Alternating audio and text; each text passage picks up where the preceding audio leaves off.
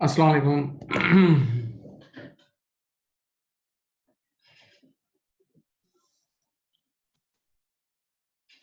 अस्सलाम वालेकुम, कैसे हैं आप लोग?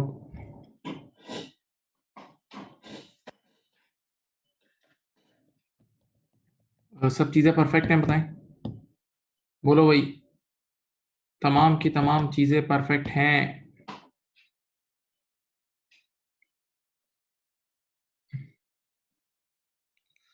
चलो स्टार्ट करते हैं। बेटा मैंने कल की क्लास में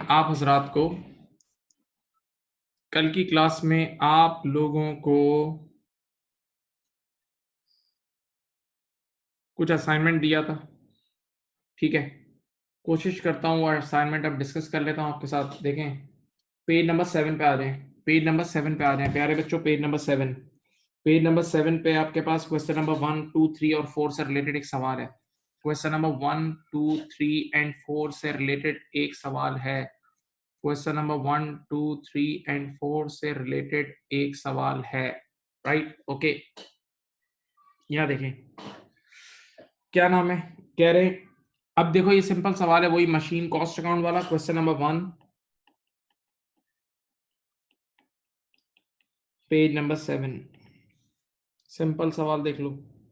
एक तरफ बनेगा मशीन कॉस्ट,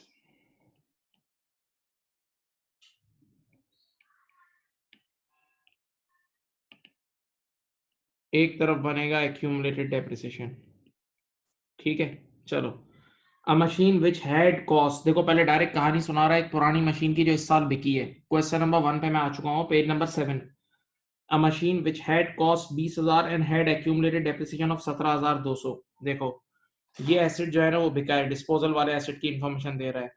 बेटा एक एसेट की कॉस्ट थी 20,000 और उसकी आज तक की डेप्रिसिएशन थी 17,200, ठीक है। तो अब मुझे बताएं उसकी बिकने वाले दिन की एनबीवी कितनी होगी। उसके बिकने वाले दिन की एनबीवी होगी 2800। उसकी बिकने वाले दिन की एनबीवी होगी 2800, पक्का। उसकी बिकने वाले दिन की एनबीवी होगी 2800। प्लीज देखें। अब अब कह रहे हैं और वो कितने का बेचा है during 2007, was sold during 2007 for 4800। बेटा बिका है, कैश प्रोसीड कितनी आई है? कैश प्रोसीड आई है 4800। अब बहुत आराम से चलें, बहुत बहुत आराम से, सुकून से, प्यार से चलें, समझ जाएंगे। बताओ, बिकने वाले दिन एनबीवी, बिकने वाले दिन एनबीवी है 2800। बिकने वाले दिन एनबीवी कितनी है? 2800। और बिका कितने में है बेटा? 4800 में। तो आपके पास गेन ऑन डिस्पोजल हुआ है,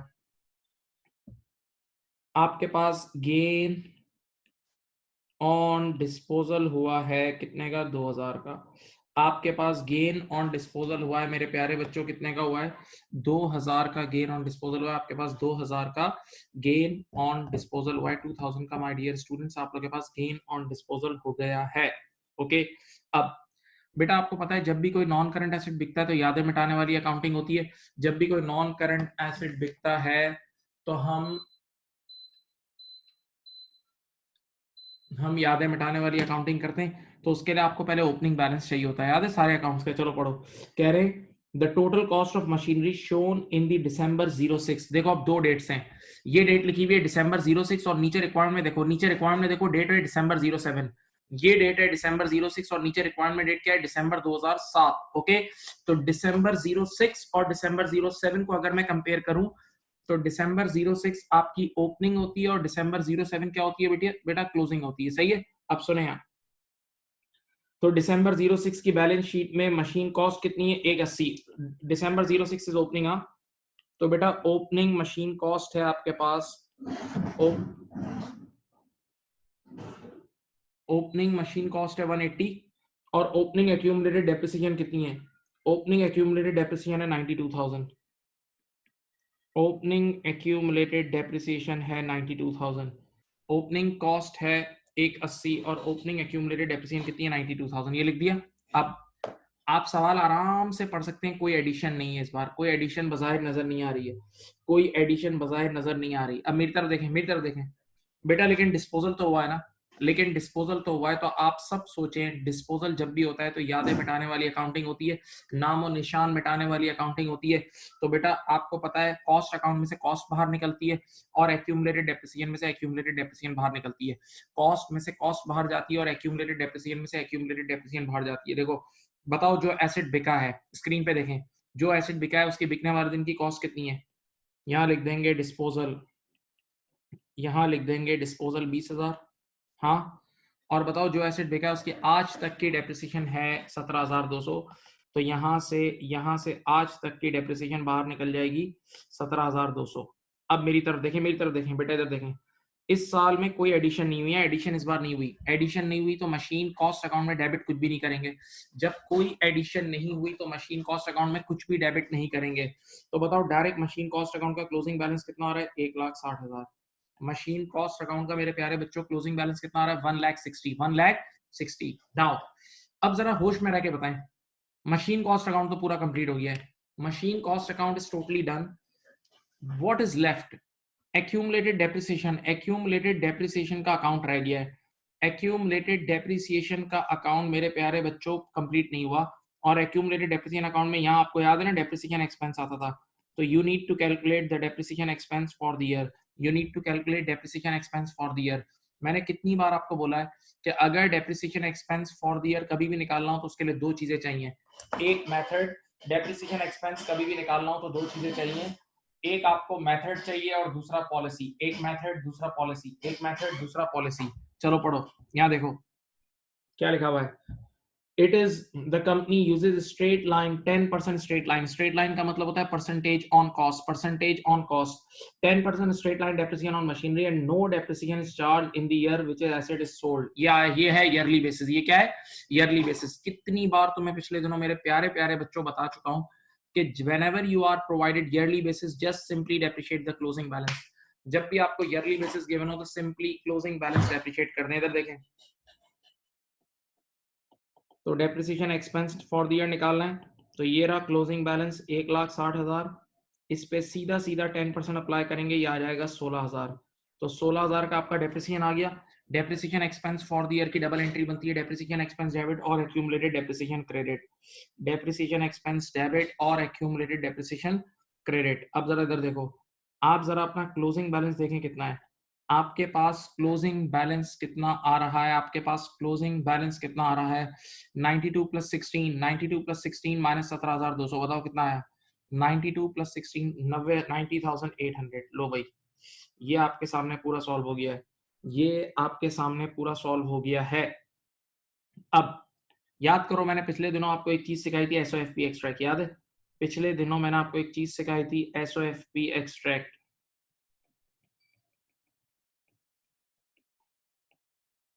मैं ईयर एंड पे निकाल रहा हूँ, एसओएफपी ईयर एंड पे निकालते हैं।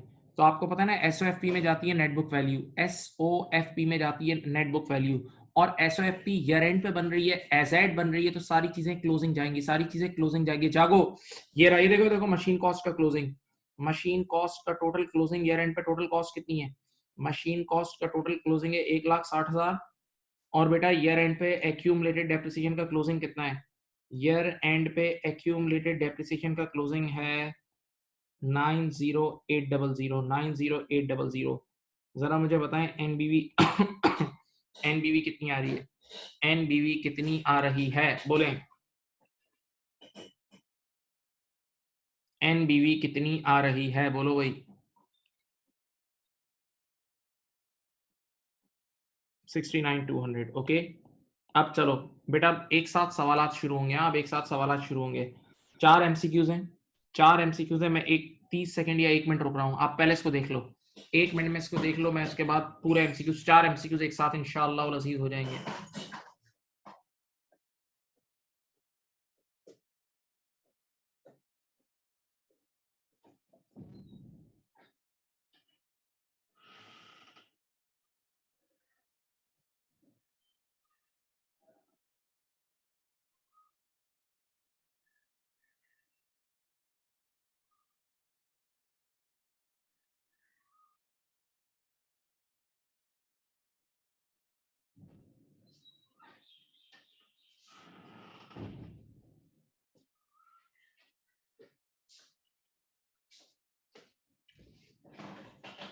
अब इधर देखें, क्वेश्चन नंबर 1, पहला सवाल, what is the balance of the accumulated depreciation account on 31/12/07?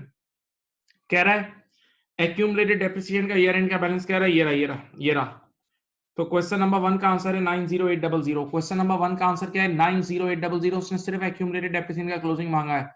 वैसे तो मैंने एसओएफपी एक्सट्रैक्ट भी बना दिया है एहतियातन, लेकिन उसने सिर्फ क्लोजिंग उसने सिर्फ क्लोजिंग मांगा है एक्यूमुलेटेड डेप्रिसिएशन का। उसने सिर्फ क्लोजिंग मांगा है एक्यूमुलेटेड डेप्रिसिएशन का, क्लोजिंग मांगा है। अब उसके बाद question number 2, what is the gain और लॉस ऑन डिस्पोजल? बताएं, गेन और लॉस ऑन डिस्पोजल कितना आ रहा है? गेन ऑन डिस्पोजल आ रहा है आपके पास 2000 का। गेन ऑन डिस्पोजल आपके पास आ रहा है 2000 रुपए का। गेन ऑन डिस्पोजल आ रहा है 2000 रुपए का, सही है। Question number 3, what is the annual depreciation? Depreciation expense for the year कितना है बताओ? 16000। क्वेश्चन नंबर 3 का आंसर है 16000, 16000। What is the depreciation expense for the year? What is the depreciation expense for the year? What is the depreciation expense for the year? तो question number 3 का answer है 16000। Question number 3 का answer कितना है? 16000 है। Okay, अब question number 4 मजेदार है, सोच सोच के करना, जहां बैठे हो सोचते रहो, जहां बैठे हो सोचते रहो। 4 एंट्रीज दी हुई है, एक गलत है, 3 गलत है और एक सही है। चलो question number 4, What entries are required to record the sale of the machine in 2007? Debit cash account with 4800, बिल्कुल सही है बेटा। आपने मशीन 4800 में बेची है तो पैसे तो आए, सही है। डेबिट मशीनरी अकाउंट विद 4890, ना ना ना, मशीन कॉस्ट तो डेबिट नहीं हो रही, मशीन कॉस्ट तो बिल्कुल डेबिट नहीं हो रही। तो ये ए गलत हो गया, ए को मैंने धुतकार दिया, ए गलत है, ए रॉन्ग है। B, debit cash with 4800, very good, debit cash पैसे आए। क्रेडिट मशीनरी विद 3400, ना ना, मशीनरी तो 20000 से क्रेडिट हो रही है, आंखें तो खोले। तो बेटा बी भी गलत है, बी भी गलत है। C, debit cash with 40 debit cash with 4800 सही है। डेबिट एक्यूमुलेटेड डेप्रिसिएशन विद 17200, ये भी सही है। देखो ये 17200 से डेबिट होगा accumulated depreciation. And credit machinery with 22000, नहीं, मशीनरी 20000 से क्रेडिट होगी, ये भी गलत है। तो ए बी सी गलत है, तो कॉमन सेंस की बात है डी सही होगा। ए बी सी गलत है, डी सही होगा। आइए डी को भी देख लेते हैं। डेबिट एक्यूमुलेटेड डेप्रिसिएशन 17200 बिल्कुल सही है। डेबिट कैश 4800 पैसे आए। क्रेडिट मशीनरी विद 22000 सही है, और गेन ऑन डिस्पोजल भी इनकम है तो 2000 से क्रेडिट हो जाएगी, सही है। डी में कोई गलत बात नहीं लिखी हुई, डी में कोई गलत बात नहीं लिखी हुई, डी में कोई गलत बात नहीं लिखी हुई। मेरे प्यारे प्यारे मासूम मासूम प्यारे प्यारे dear student, D is the correct answer. मेरा ये हुस्न ज़न है कि आप लोगों ने सवालात किए होंगे, अल्लाह करे आपने किए हों, अल्लाह करे आप लोगों ने किए हों। अब उसके बाद अब बेटा एक क्वेश्चन नंबर 5 है। मसला ये है कि माफी नाराजगी माफ, लेकिन आप लोगों को मैंने एक वीडियो भेजी थी 6-5 मिनट की, वो आपने नहीं देखी। मुझे उस वीडियो से पता लग जाता है आप लोगों ने वो वीडियो नहीं देखी। मैंने एक 5 मिनट की वीडियो देखी थी, अब मैं खुद यहाँ पढ़ा देता हूँ पहले। क्वेश्चन नंबर 5 क्वेश्चन नंबर 5 आप लोगों ने वीडियो नहीं देखी है, वो मैं करा देता हूँ, मैं पहले समझाऊंगा, मुझे वही वीडियो पहले पढ़ानी पड़ेगी। चलो, लॉजिक ऑफ गेन, लॉजिक मैं दे रहा हूँ, मैं समझा रहा हूँ यार, कुछ नहीं होता। यहाँ देखें, लॉजिक ऑफ गेन और लॉस।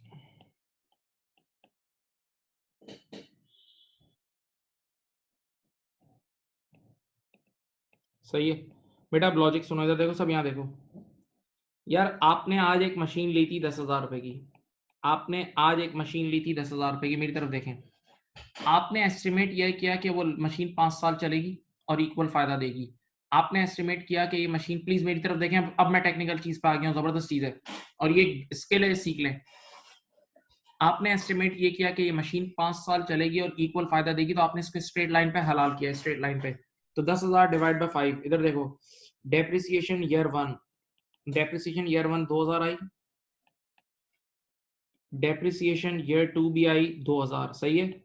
स्ट्रेट लाइन पे डेप्रिशिएट करा, 10,000 डिवाइड बाय 5, पहले साल 2000, दूसरे साल 2000। बताओ 2 साल के एंड पर इसकी एनबीवी क्या आ गई होगी? 2 साल के ईयर 2 के एंड पर इसकी एनबीवी आ गई होगी 6000। ईयर 2 के एंड पर इसकी एनबीवी कितनी आ गई होगी? 6000 पे आ गई होगी। अब अल्लाह की शान 2 साल बाद हमारा दिल भर गया या टेक्नोलॉजी चेंज हो गई या कुछ भी हो गया, हमने कहा हम बेच रहे हैं। तो हमने जब बेचा ना, इधर देखो, तो ये बिका सोल्ड फॉर 5000। कितने का बिका? Sold for 5000। तो पहले जो आपको मैंने नॉर्मल जो लेक्चर दिया उसके हिसाब से सोचें, बिकने वाले दिन की एनबीवी थी 6000 और बिका 5000 में, तो आपको लॉस ऑन डिस्पोजल हुआ है 1000 का। आपको लॉस ऑन डिस्पोजल हुआ है 1000 का। बिकने वाले दिन इसकी एनबीवी 6000 थी लेकिन बिका कितने में है? 5000 में। तो आपको लॉस ऑन डिस्पोजल कितने का हुआ है? 1000 रुपए का। लॉस ऑन डिस्पोजल कितने का हुआ है? 1000 रुपए का।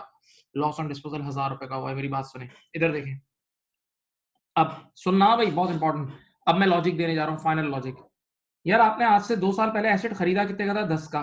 सामने देखें, आपने 2 साल पहले एसेट खरीदा था 10 का, इधर देखें, और 2 साल बाद आपने बेचा है 5 का, सोल्ड फॉर 5 का। सामने देखें, आपने 2 साल पहले एसेट खरीदा था 10,000 का और 2 साल बाद बेचा है 5 का। बताओ रियल नुकसान, real decrease in value, real depreciation कितनी आई? 5000। ये रियल नुकसान है। देखो, ये रियल डेप्रिसिएशन यानी रियल नुकसान आया है कितने का?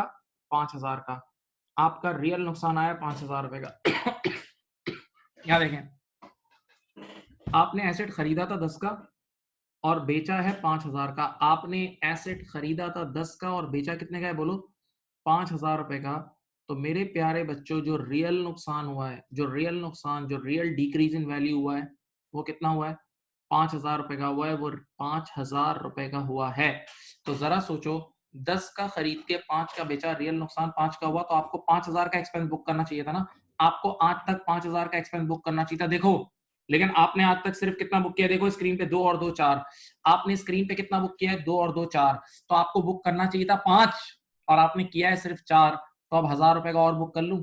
अब 1000 रुपए का और बुक कर लूं? ये रहा। तो ये लॉस ऑन डिस्पोजल कोई आसमानी चीज नहीं है। ये लॉस ऑन डिस्पोजल कोई आसमानी चीज नहीं है। ये वो बची हुई डेप्रिसिएशन है जो हमने आज तक बुक नहीं की थी। ये वो बची हुई डेप्रिसिएशन है जो हमने आज तक बुक नहीं की थी। सोचो ना यार, आपने पास्ट में कम डेप्रिसिएशन बुक की है और रियल डेप्रिसिएशन ज्यादा आई है। पास्ट में आपने कम डेप्रिसिएशन बुक की है और रियल डेप्रिसिएशन ज्यादा आई है। तो अब आपको 1000 रुपए का और डेप्रिसिएशन बुक करना है ना, तो वही तो लॉस है। तो लॉस ऑन डिस्पोजल कोई आसमानी चीज नहीं है। ये वो ये वो बची हुई डेप्रिसिएशन है जो आपने आज तक बुक नहीं की थी। हाँ, अब बताओ इसका उल्टा करो, गेन ऑन डिस्पोजल क्या होगा? अगर आपने पास्ट में ज्यादा बुक कर लिया और रियल डेप्रिसिएशन कम आई है, अगर पास्ट में आपने ज्यादा डेप्रिसिएशन बुक कर ली है और रियल डेप्रिसिएशन कम आई है, तो आपके पास गेन ऑन डिस्पोजल आ जाएगा। आपके पास गेन ऑन डिस्पोजल आ जाएगा। आपके पास गेन ऑन डिस्पोजल आ जाएगा। तो बच्चे ने कहा, एक मिनट, बच्चे ने कहा आपने हमें यूं बताया कि अगर पास्ट में कम डेप्रिसिएशन बुक की है, रियल डेप्रिसिएशन ज्यादा है तो लॉस, पास्ट में ज्यादा बुक हुई है और रियल कम आया तो गेन। तो बच्चे ने मुझे झंझोड़ा। बच्चे ने कहा भाई, पास्ट में आप कम और ज्यादा क्यों बुक करते हो? सही बुक कर लिया करो। पास्ट में कम और ज्यादा क्यों बुक करते हो? तो मैंने फौरन से जवाब दिया। मैंने कहा पास्ट में जो कुछ भी बुक हो रहा था वो सब अंदाजा था। पास्ट में जो कुछ भी बुक हो रहा था सब अंदाजा था, सब अंदाजा था। हाँ, और अंदाजे के अंदर कमी बेशी रह जाना नेचुरल सी बात है। अंदाजे के अंदर कमी कोताही रह जाना नेचुरल सी बात है। हाँ, तो बेटा जहन में रखना कि जो लॉस और गेन ऑन डिस्पोजल आता है ना, इसकी सही सही इसका लॉजिक क्या बताऊं, कि हमारे अंदाजे, हमारे एस्टिमेशन, हमारी फोरकास्टिंग में जो कमी बेशी रह जाती है ना, उसको ये पूरा कर देता है। हमारे एस्टिमेशन, हमारी फोरकास्टिंग, हमारे अंदाजे में जो कमी कोताही रह जाती है उसको पूरा कर देता है। हाँ, और आप सब जानते हैं डेप्रिसिएशन इटसेल्फ एक अंदाजा है, कभी नहीं भूलना। डेप्रिसिएशन इटसेल्फ एक अंदाजा है। डेप्रिसिएशन इटसेल्फ एक अंदाजा है। नहीं समझे? अच्छा, मैंने उस वीडियो में एक और एग्जांपल भी दी है, वो भी आप लोगों के साथ शेयर करता हूं। It's for your learning, it's for your learning. सुनो, मैंने आपसे बोला ना डेप्रिसिएशन एक अंदाजा है। सामने देखें, मैं बच्चों को एक अक्सर कई सालों से एग्जांपल दे रहा हूं, बड़ी इफेक्टिव एग्जांपल है। लेट अस से आप लोग अभी समझे, हमारी फिजिकल क्लास में बैठे हुए, आप लोग इंस्टीट्यूट आ गए। आज सुबह आप लोग के आने से पहले, आज सुबह आप लोगों के आने से पहले हमने सारी चेयर्स 1,00,000 रुपए की खरीदी। आज सुबह आप लोगों के आने से पहले हमने सारी चेयर्स 1,00,000 रुपए की खरीदी। और अब आप लोग आए और आप लोगों ने 4-5-6 घंटे क्लास ली। तो 4-5-6 घंटे क्लास लेने के बाद, 4-5-6 घंटे क्लास लेने के बाद आप लोगों की वजह से एसेट वेयर एंड टेयर हुआ होगा, आप लोगों की वजह से एसेट वेयर एंड टेयर भी तो हुआ होगा, कुछ खराब भी तो हुआ होगा ना, आपने यूज किया है तो कुछ ना कुछ डेप्रिशिएट हुआ होगा। अब आप लोग चले गए, मैं ये नहीं बता सकता कि आप लोगों की वजह से कितना डेप्रिशिएट हुआ, मैं एक्चुअल नहीं बता सकता, मैं एक्चुअल नहीं बता सकता। तो जब मैं एक्चुअल नहीं बता सकता तो मैं अंदाजे लगाऊंगा, तुक्के लगाऊंगा कि शायद 1% डेप्रिशिएट हुआ या 0.5%।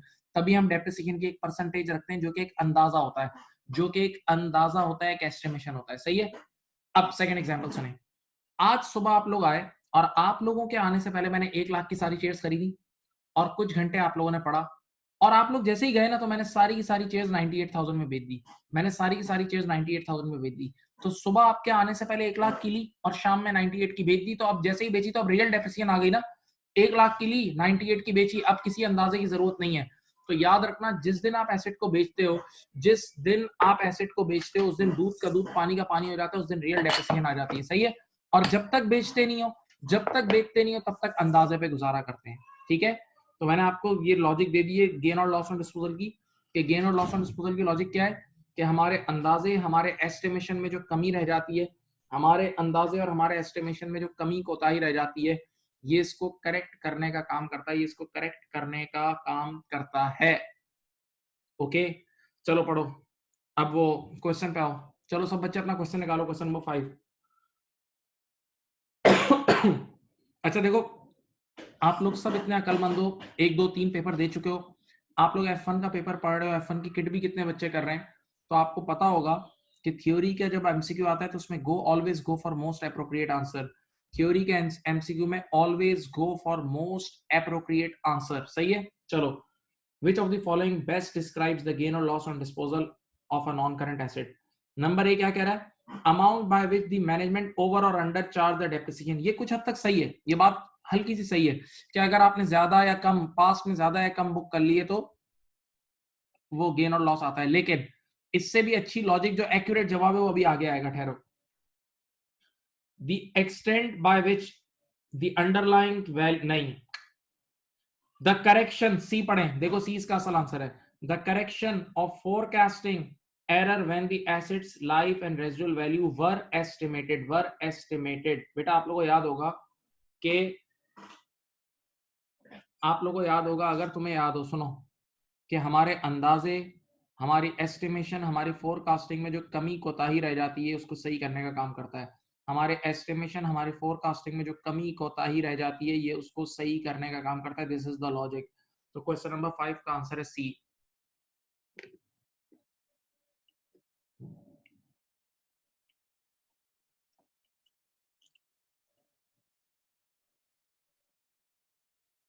क्वेश्चन नंबर 5 का आंसर है सी।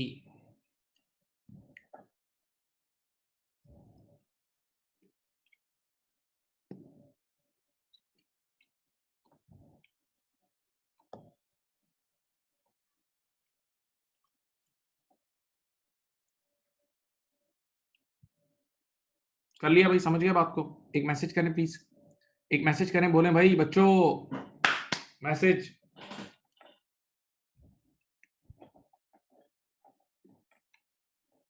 सब करा करें मैसेज यार, इससे कोई कंजूसी कुछ नहीं होता यार।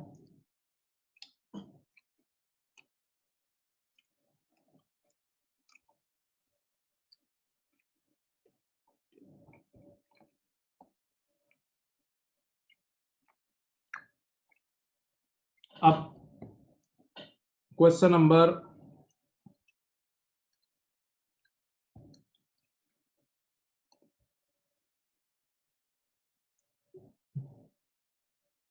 क्वेश्चन नंबर है 6। आ जाओ, क्वेश्चन नंबर 6।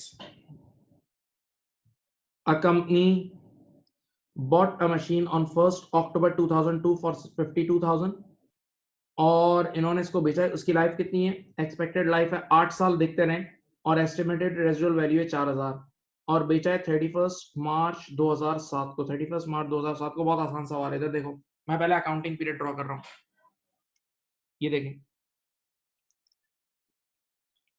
31 दिसंबर 02 को पहला अकाउंटिंग पीरियड है, देखो। फिर दिसंबर 03 सब देखें, दिसंबर 04,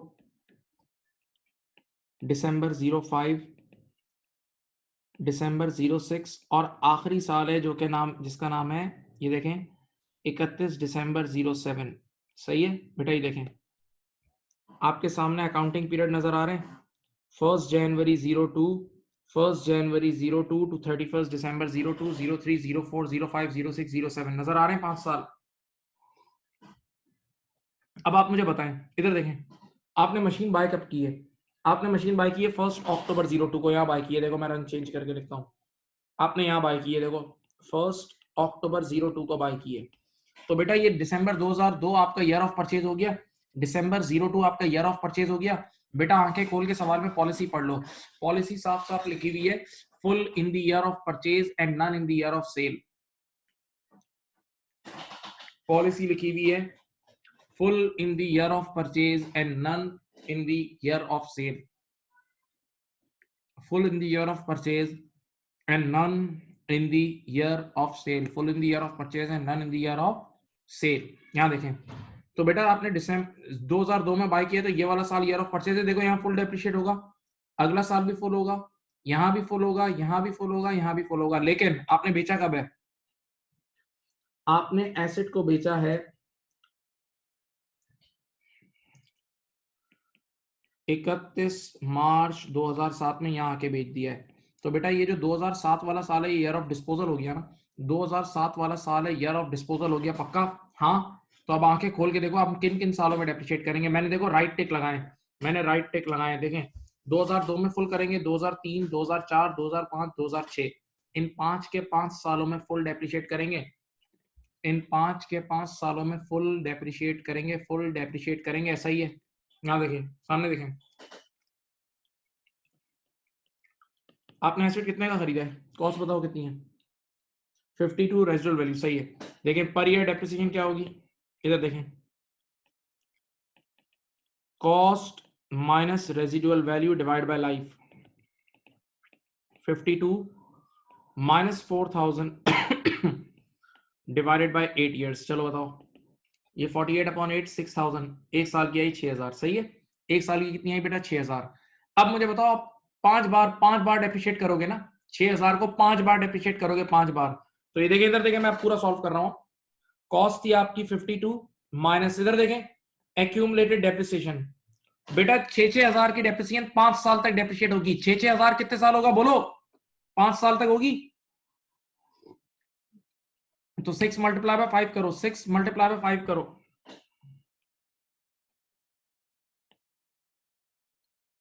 एनबीवी आ रही है 22, बिकने वाले दिन की एनबीवी 22 है और बिका कितने में 35, बिका कितने में 35। इधर देखें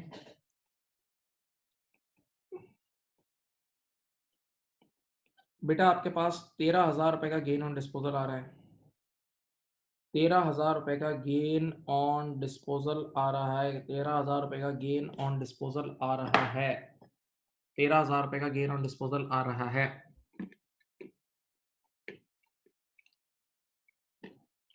पक्का?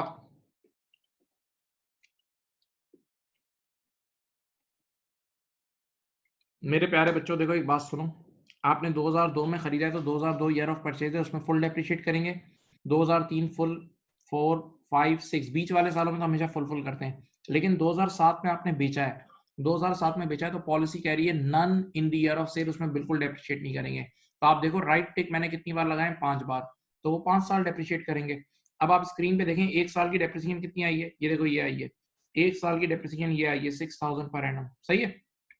हाँ तो अब आप बताएं आपको अगर बिकने वाले दिन की एनबीवी निकालनी है तो कॉस्ट 52 थी, एक्यूमुलेटेड डेप्रिसिएशन कर लो 6000 मल्टीप्लाई बाय 5, 30,000, ये एनबीवी आ गई, और इसको आप कैश प्रोसीड से कंपेयर करोगे तो आपका गेन ऑन डिस्पोजल आ गया। बोलो भाई,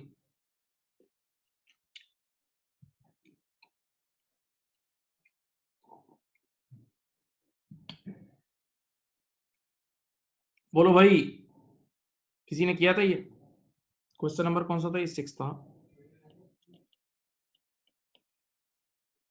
क्वेश्चन नंबर 6।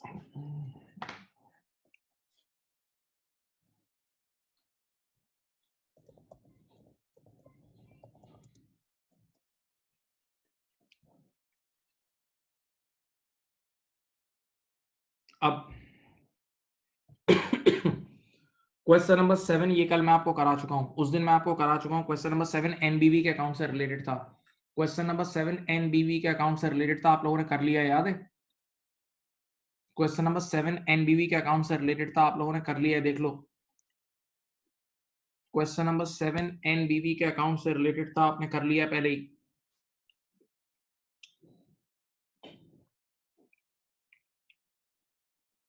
अब मैं आप सबको एक इनविटेशन दे रहा हूं, सुने।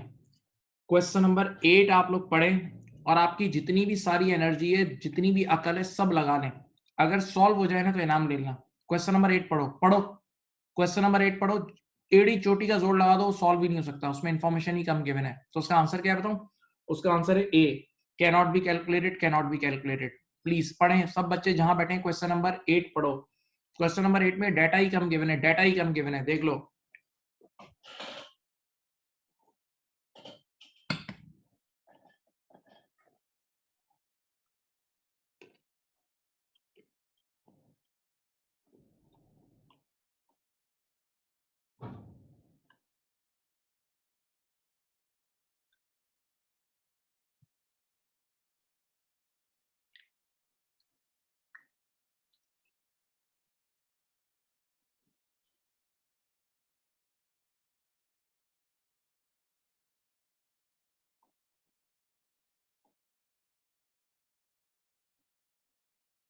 कर लिया भाई? क्वेश्चन नंबर 8 देख लो, क्वेश्चन नंबर 8 देख लो भाई, देख लो प्लीज। देखो मैं पढ़ देता हूं, मैं एक बार आपके सामने पढ़ देता हूं। A non-current asset costing 12,500 was sold at a book loss of 4,500। खरीदा तो 12,500 का, एंड में लॉस हुआ। Depreciation had been provided the reducing balance method using 20% reducing balance। सुनो भाई, बेटा आप मुझे ये तो बताओ, ये तो बता लगा रहा है कि कितने का खरीदा था, लेकिन बेटा आप इसको कितने साल डेप्रिशिएट करोगे, कैसे पता लगाओगे? आप अगर बिकने वाले दिन की आपके पास एनबीवी चाहिए, अगर आपको बिकने वाले दिन की एनबीवी चाहिए और एनबीवी और लॉस को कंपेयर करोगे तो कैश प्रोसीड आ जाएगी, लेकिन बिकने वाले दिन की एनबीवी निकाल ही नहीं सकते। आपको पता ही नहीं है कि आपने खरीद के बेचा कब है, खरीद के बेचा कब है। बिकने वाले दिन की, बिकने वाले दिन की, बिकने वाले दिन की, बिकने वाले दिन की, मेरे प्यारे बच्चों इधर मेरी तरफ देखें। बिकने वाले दिन की एनबीवी आप कैसे निकाल सकते हो, क्योंकि आपको पता ही नहीं है कितने साल आपने यूज किया है। तो बेटा इस सवाल में डेटा कम गिवन है, इंफॉर्मेशन कम गिवन है, तो आंसर क्या है? Cannot be calculated, cannot be calculated. A is the answer, A is the answer please. हाँ भाई कर लिया, कर लिया। अब question number 9, it's very easy question. Question number 9 is a piece of cake. Question number 9 is a piece of cake. चलो लगाओ, solve करो, करो, मैं चुप हूं। क्वेश्चन नंबर 9 सॉल्व करो, करो, जिसने नहीं किया वो अभी कर ले। क्वेश्चन नंबर 9 करे, मैं करा रहा हूं।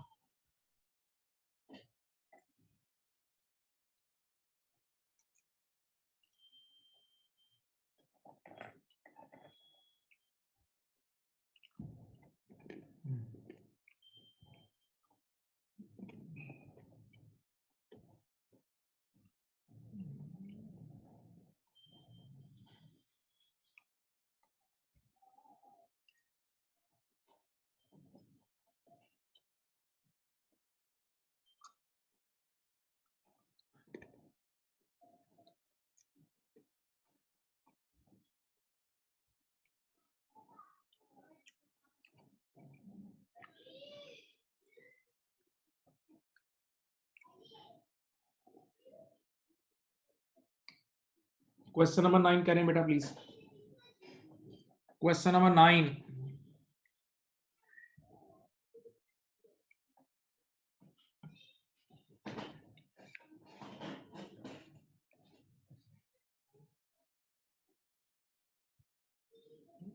क्या लिखा हुआ है देखें। A non current asset purchase at the beginning of the year 1 for 2400 and depreciated 20% per annum reducing balance method at the beginning of year 4। देखो जब कोई पॉलिसी नहीं होती तो प्रोपोर्शनेट होती है, जब कोई पॉलिसी नहीं होती तो मंथली बेसिस होती है। तो ईयर 1 के बिगिनिंग में खरीदा खरीदा तो ईयर 1 तो पूरा साल यूज किया, ईयर 2 भी यूज किया, ईयर 3 भी, लेकिन ईयर 4 के शुरू में ही बेच दिया, ईयर 4 के शुरू में ही बेच दिया, ईयर 4 में यूज ही नहीं किया। तो सिर्फ 3 साल डेप्रिशिएट करेंगे, सिर्फ 3 साल डेप्रिशिएट करेंगे। चलो भाई, कितने का लिया था? 2400। और 20% था ना।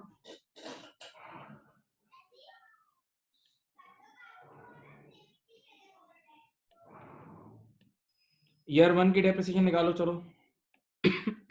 आप लोग मुझे बताएंगे यार 480 अब बताओ एनबीवी आ गई मेरे ख्याल से 2400 माइनस 480 1920। अब बताएं ईयर 2 की डेप्रिसिएशन, ईयर 2 की निकालें 20%, 1920 का 20%, चलो चलो मुझे बताते जाओ। 1920 का 20% 384, 384 1920 माइनस 384, 1920 माइनस 384 करें।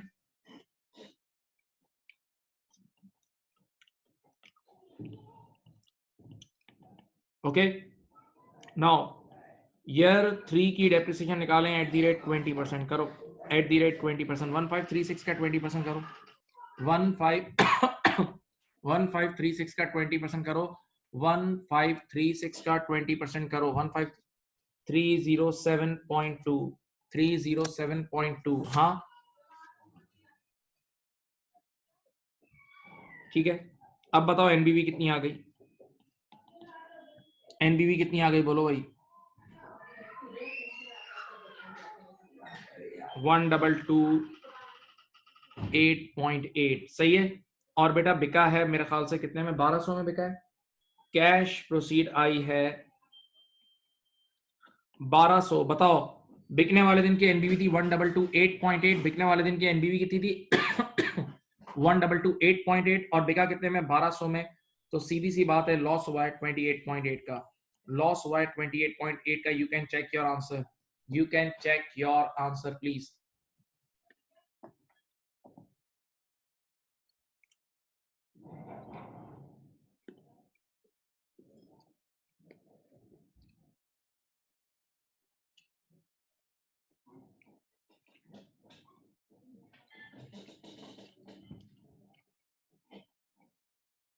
आंसर आ गया भाई।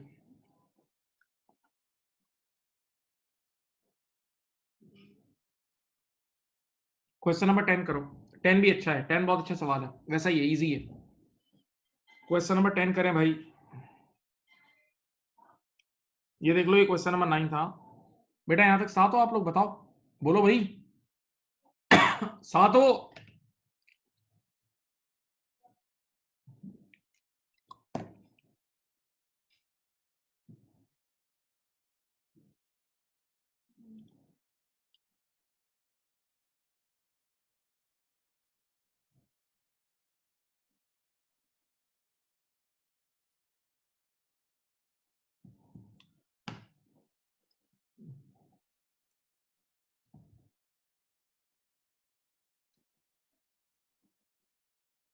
'अ मशीन कॉस्ट' करो भाई। Question number 10, a machine cost 9000, it has an expected life of 6 years and an expected residual value of 1000, it is to be depreciated at 30% per annum on the reducing balance. एक minute, सवाल करा चुका हूं मैं आपको।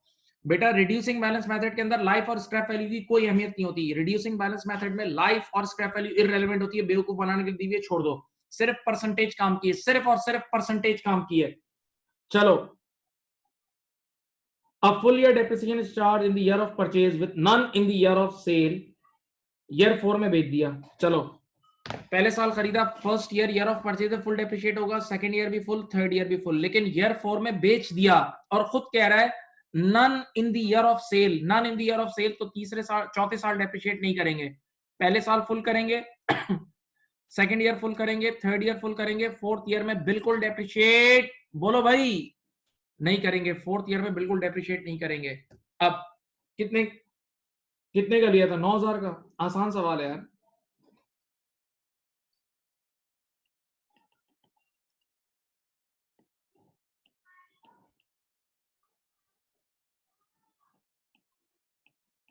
नौ हजार का 30% कितना होता है 2700, कितना बचा 6300 बचा। फिर बताएं ईयर 2 का निकालें, 6300 का 30%, 6300 का 30%, 1890।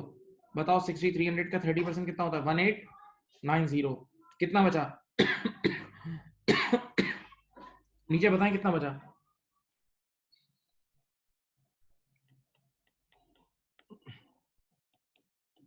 ईयर 3 का निकाल लें एट द रेट 30%, बोलो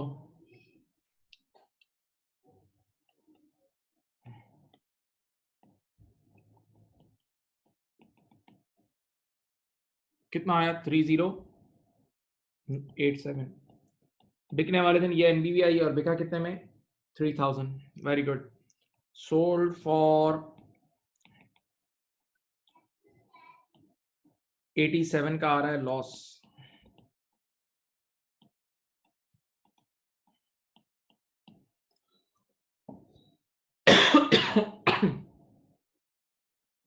$87 का आ रहा है लॉस ऑन डिस्पोजल। 87 का आ रहा है लॉस ऑन डिस्पोजल। 87 का आ रहा है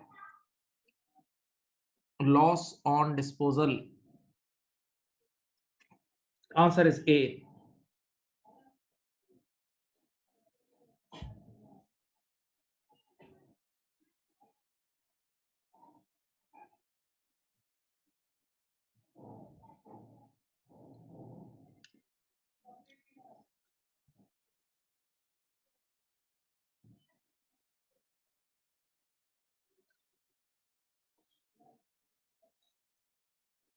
चलो क्वेश्चन नंबर 12 करें। क्वेश्चन नंबर 12 एक ऐसा सवाल है, वो दो अकाउंट बनेंगे, मशीन कॉस्ट का और एक्यूमुलेटेड डेप्रिसिएशन का। मशीन कॉस्ट का एक अकाउंट बनेगा और एक एक्यूमुलेटेड डेप्रिसिएशन का अकाउंट बनेगा। एक मशीन कॉस्ट का अकाउंट बनेगा और एक एक्यूमुलेटेड डेप्रिसिएशन का अकाउंट बनेगा। एक मशीन कॉस्ट का अकाउंट बनेगा और एक एक्यूमुलेटेड डेप्रिसिएशन का अकाउंट बनेगा। करो क्वेश्चन नंबर 12 लैम्डा। 11 खुद कर लेना, 11 इजी। 11 का आंसर बताओ क्या आ रहा है? 11 बताओ क्या आंसर आया? 11 का आंसर बताएं बेटा, क्या आया?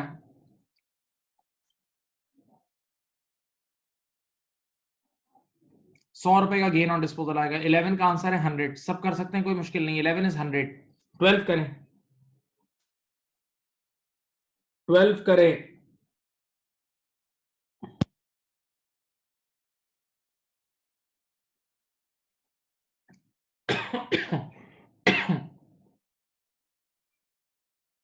बेटा 12 सॉल्व करें प्लीज।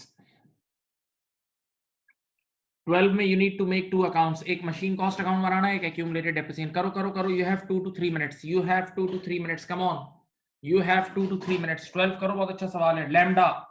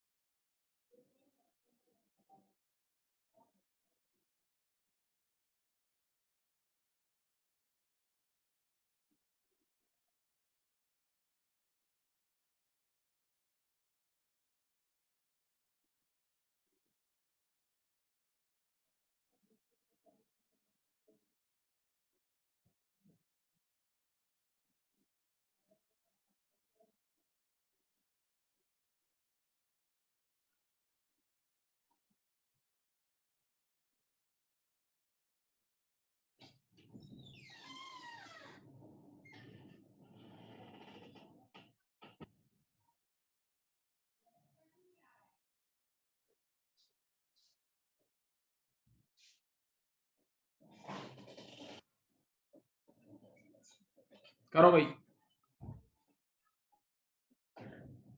Question number 12।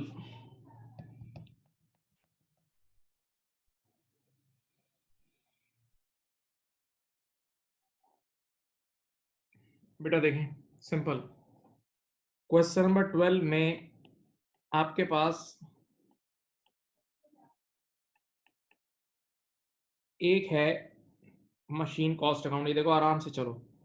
एक है आपके पास मशीन कॉस्ट अकाउंट, ठीक है।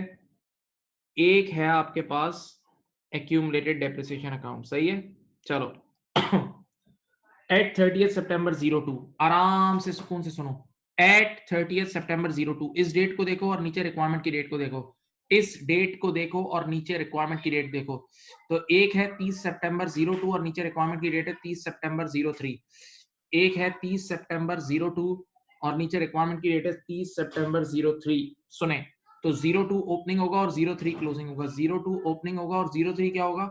क्लोजिंग होगा। सुने, बताएं ओपनिंग कॉस्ट का बैलेंस कितना है? मशीन कॉस्ट का ओपनिंग बैलेंस है 860। ये देखें बेटा, मशीन कॉस्ट का ओपनिंग बैलेंस है 8,60,000। सही है।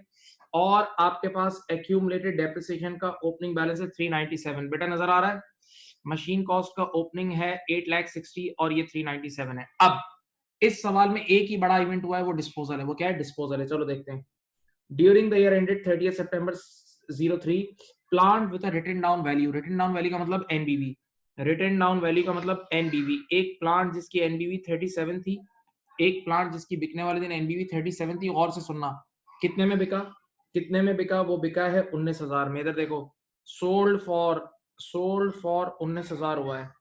तो हमें नजर आ रहा है इसका लॉस कितना हुआ है बताऊं? 18,000 का लॉस हुआ है। 18,000 का लॉस हुआ है। लेकिन वैसे लॉस की सवाल में जरूरत नहीं थी, ऐसे ही निकाल दिया। अब सुनो, आप जरा इंफॉर्मेशन देखें। This plant had originally cost 1,80,000। ये देखें, इस प्लांट की ओरिजिनल कॉस्ट थी 180। अब आप मुझे बताएं इस प्लांट की ओरिजिनल कॉस्ट थी 180 और बिकने वाले दिन की एनबीवी 37 थी। सब बच्चे यहां गौर से देखें, इस प्लांट की ओरिजिनल कॉस्ट थी 180 और बिकने वाले दिन की एनबीवी कितनी थी? 37। तो बताओ इसकी आज तक की डेप्रिसिएशन क्या होगी? इसकी आज तक की डेप्रिसिएशन होगी 143। इसकी आज तक की डेप्रिसिएशन होगी 143 एक्यूमुलेटेड डेप्रिसिएशन। सही है। अब बेटा देखो, ये वो एसेट है जो बिका है। ये वो एसेट है जो बिका है जिसका डिस्पोजल हुआ है। ये वो एसेट है जो बिका है जिसका क्या हुआ है? डिस्पोजल हुआ है। जिसका डिस्पोजल हुआ है। जिसका डिस्पोजल हुआ है। हाँ, अब सुने, यहां देखें, सामने देखें। ऐसी सूरत हाल में सामने देखें, जब भी किसी एसेट का डिस्पोजल होता है तो उसकी यादें मिटाने वाली अकाउंटिंग होती है, नामो निशान मिटाने वाली अकाउंटिंग होती है। तो बेटा जो उसकी ओरिजिनल कॉस्ट होगी वह यहाँ से कॉस्ट अकाउंट से बाहर जाएगी। ये देखो डिस्पोजल यहाँ लिखा, यहाँ से मैंने 1,80,000 बाहर निकाल दिया और उसकी आज तक की डेप्रिसिएशन यहाँ से बाहर जाएगी। आज तक की डेप्रिसिएशन यहाँ से बाहर जाएगी। कितनी है बेटा? 143। ओके, यही है, ये यहाँ से बाहर चली गई। अब बेटा सवाल को आंखें खोल के देख लो, कोई एडिशन नहीं है, कुछ भी यहाँ नहीं आएगा, एडिशन कुछ भी नहीं है। तो डायरेक्ट आप मुझे बता दें क्लोजिंग बैलेंस क्या आएगा सवाल का? 860 माइनस 180 680। अब मुझे बताएं, ये पुराना यार, ये कितने सवाल ऐसे आपने कर लिए हैं? बहुत सारे सवाल कर लिए हैं। अब मुझे बताएं, एक्यूमुलेटेड डेप्रिसिएशन का अकाउंट कंप्लीट नहीं है। एक्यूमुलेटेड डेप्रिसिएशन का अकाउंट कंप्लीट नहीं है। प्लीज, क्या गायब है? डेप्रिसिएशन एक्सपेंस गायब है। डेप्रिसिएशन एक्सपेंस गायब है। इधर देखें, तो डेप्रिसिएशन एक्सपेंस निकालने के लिए दो चीजें चाहिए होती हैं, एक मेथड, दूसरा पॉलिसी। पढ़ लो। मेथड क्या है? स्ट्रेट लाइन मेथड है, 10% यानी ऑन कॉस्ट और ईयरली बेसिस है। 10% ऑन कॉस्ट और ईयरली बेसिस है, तो simply you will depreciate closing balance. तो आप लिखोगे डेप्रिसिएशन एक्सपेंस 6,80,000 का 10% करो, 68,000 का डेप्रिसिएशन आ गया। अब बताएं depreciation expense for the year की एंट्री क्या होती है? डेप्रिसिएशन एक्सपेंस डेबिट और accumulated depreciation credit. Depreciation expense debit और एक्यूमुलेटेड डेप्रिसिएशन क्रेडिट। ओके, चलो बेटा जरा क्लोजिंग बैलेंस बताना। जरा क्लोजिंग बैलेंस बता दें कितना आ रहा है? 397 प्लस 68, 397 प्लस 68 माइनस 143, ये आ रहा है 3,22,000। किसी ने मुझे बताया है 3,22,000। सही है। अब एग्जामिनर हमें कह रहा है कि भाई आप एसओएफ ईयर एंड की एसओएफपी में क्या क्या जाएगा ये बताएं। ईयर एंड की एसओएफपी में क्या क्या जाएगा ये बताएं। एसओएफपी एज एट 30th सितंबर 03, एज एट 30th सितंबर 03। तो आपको पता है ईयर एंड की एसओएफपी में ईयर एंड के नंबर जाते हैं। ईयर एंड की एसओएफपी में ईयर एंड का डाटा जाता है। तो बताओ ईयर एंड की कॉस्ट कितनी है? ईयर एंड की मशीन कॉस्ट कितनी है? बोलो भाई। 6,80,000। और ईयर एंड की एक्यूमुलेटेड डेप्रिसिएशन कितनी है? ईयर एंड की एक्यूमुलेटेड डेप्रिसिएशन कितनी है? 3,22,000। 3,22,000। ओके, तो बताओ मुझे ईयर एंड की एनबीवी कितनी आएगी?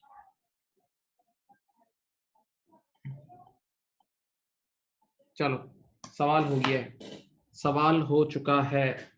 सही है। सवाल हो चुका है, यही आंसर है। देखो क्या मांग रहा है, what net amount should appear in Lambda's balance sheet at 30 September 03। बोला ईयर एंड पर प्लांट एंड इक्विपमेंट से रिलेटेड कितनी एनबीवी जाएगी। बेटा आप लोगों को समझ में आ गया, किसी ने खुद से कर लिया था, कोई ऐसा बच्चा था जिसने खुद से कर लिया हो, बताओ भाई, सबको करना है यार।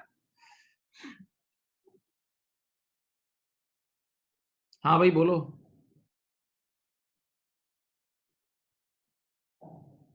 बाकी लोग रिप्लाई क्यों नहीं करते यार, बेड पे लेट के क्लासेस लेते हो यार, शर्म करो। बेटा चेयर पे बैठ के क्लास लो।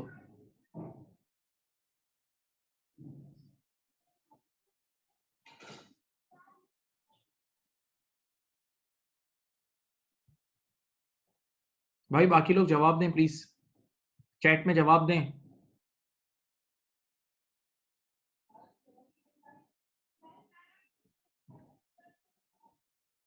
मैं रुका हुआ हूँ, देख लें एक नजर, एक नजर देख लें, मैं रुक रहा हूँ, हाँ चुप हूँ मैं।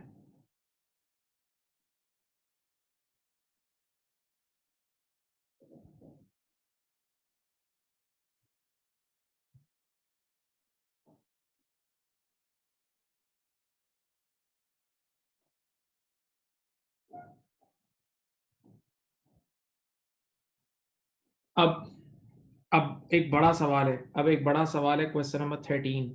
Question number 13 is a big question please. Question number 13, यहाँ देखें भाई, मैं पहले इसकी स्केचिंग करूंगा। क्वेश्चन नंबर 13,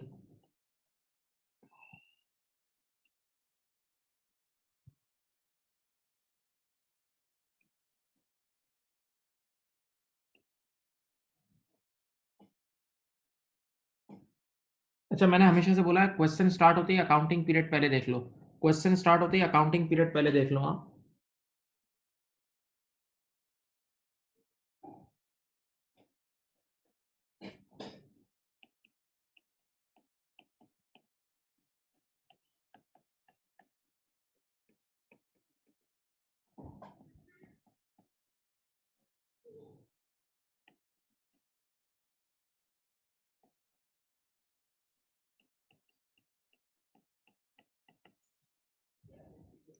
ये देख लो भाई, बच्चों इधर देखो, इधर देखो, इधर देखो, आपके सामने मैंने कुछ अकाउंटिंग पीरियड्स बनाए, आप सवाल को देखें पहले, क्वेश्चन नंबर 13 के सवाल को देखें।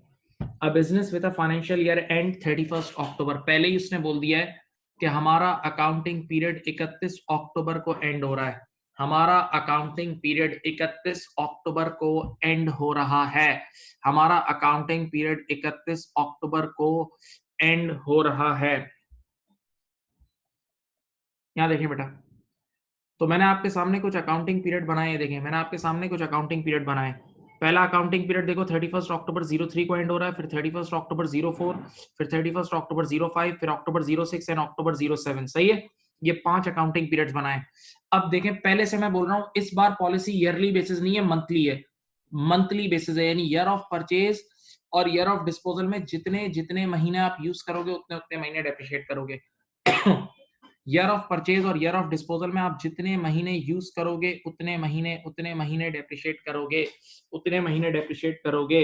अब बात सुने, A business with a financial year end of 31st October buys non-current asset on 1st July 03 for 126,000। ये देखो बेटा, खरीदा कब है, यहाँ ये देखें, यहाँ 1st जुलाई 03 को खरीदा है, 1st जुलाई 03 को खरीदा है यहाँ। तो देखें बेटा, ईयर ऑफ परचेज में जुलाई, ईयर ऑफ परचेज में इधर देखो, जुलाई, अगस्त, सितंबर और अक्टूबर, 4 महीने यूज किए। देखें अक्टूबर में ईयर एंड हो रहा है, अक्टूबर में ईयर एंड हो रहा है, तो जुलाई में मशीन लिए, तो ईयर ऑफ परचेज में जुलाई, अगस्त, सितंबर और अक्टूबर 4 महीने यूज किए, आंखें खोल के गिन लो, ईयर ऑफ परचेज में 4 महीने यूज किए, 4 महीने यूज किए हैं, सही है। फिर अगला साल फुल डेप्रिशिएट किया है, उसका अगला साल भी फुल डेप्रिशिएट किया है, उसका अगला साल भी फुल डेप्रिशिएट किया है, अगला साल भी फुल डेप्रिशिएट किया है, सही है। ये 3 साल फुल हुए हैं। और बताएं अब ईयर ऑफ डिस्पोजल में कब बेचा है, पढ़े, इन्होंने बेचा है 30 सितंबर को, यहाँ बेचा है, देखो यहाँ बेचा है, यहाँ 30 सितंबर को बेचा है। बेटा ईयर एंड हो रहा है 31 अक्टूबर को, ईयर एंड कब हो रहा है, 31 अक्टूबर को, इन्होंने ईयर एंड से 1 महीने पहले बेचा है, ईयर एंड से 1 महीने पहले बेचा है। आपको पता है हमेशा हर साल में 12 महीने होते हैं, और इन्होंने 12 महीने में से 1 महीने पहले बेचा है, तो ईयर ऑफ डिस्पोजल में 11 महीने यूज किया होगा, ईयर ऑफ डिस्पोजल में 11 महीने यूज किया होगा, गिन भी लो, गिन भी लो बेटा। इनका अकाउंटिंग पीरियड 31 अक्टूबर को एंड हो रहा है, इनका अकाउंटिंग पीरियड 31 अक्टूबर को एंड हो रहा है। और इन्होंने ये जो आप अपनी मशीन बेची है, ये कब बेची है? 30 सितंबर को बेची है इन्होंने, मशीन बेची है 30 सितंबर को बेची है, तो ईयर एंड होने से 1 महीने पहले बेची है, तो 12 महीने का साल होता है, तो आखिरी साल 11 महीने। अब चलो गिन लो बेटा, ईयर ऑफ परचेज में 4 महीने डेप्रिशिएट करेंगे, देखें पहले साल 4 महीने, second year full, third year full, fourth year full, लेकिन आखिरी साल 11 महीने डेप्रिशिएट करेंगे। देख लो भाई, पहले मैं रुक रहा हूं, ये चीज देख लो, ये चीज समझ गए, सवाल हो जाएगा, सवाल हो जाएगा, डोंट वरी।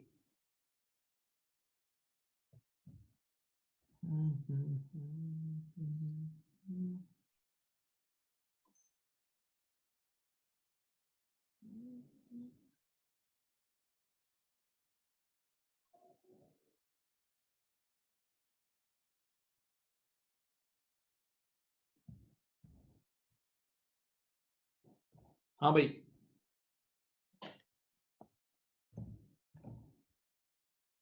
बोलो भाई, यहां तक सही है? अब मैं डेप्रिशिएट करना शुरू कर रहा हूँ, अब मैं डेप्रिशिएट करना स्टार्ट करूंगा, अब मैं डेप्रिशिएट करना स्टार्ट करूंगा। बिस्मिल्लाह, रेडी रेडी, चलो। एक आप लोग मुझे नंबर्स आप लोग बताएंगे यार, कैलकुलेशन का काम आप लोग मुझे बताएंगे। कॉस्ट 126,000 है, कॉस्ट है 126,000, यहाँ देखें, शुरू करते हैं।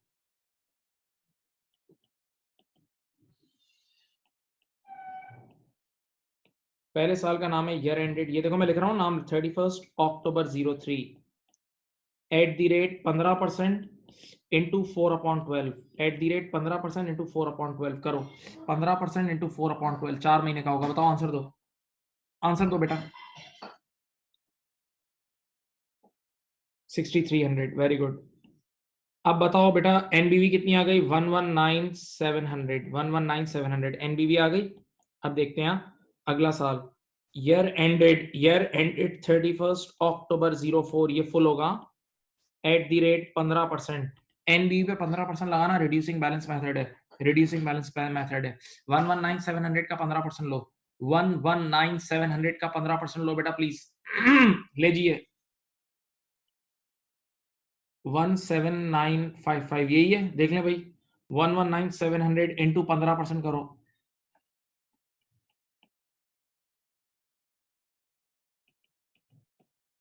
चलो फिर कितना बचा, कितना बचा बोलो, कितना बचा? 101,745, 101,745, 101,745, ओके। अब ईयर एंडेड 31 अक्टूबर 05, ये साल भी फुल होगा, एट द रेट 15% करो भाई, एट द रेट 15% करो, फिर करो 15262, 15262, वेरी गुड। चलो बेटा, अब कितनी एनबीवी आई बताओ, एनबीवी बोलो, 15, हाँ उससे कुछ नहीं होता, 1 आध रुपए से। एनबीवी बताओ, एनबीवी प्लीज। 86483, 86483, ओके। फिर आपके पास अब अगला साल भी फुल होगा, year ended 31 October 06 at the rate 15% करो भाई,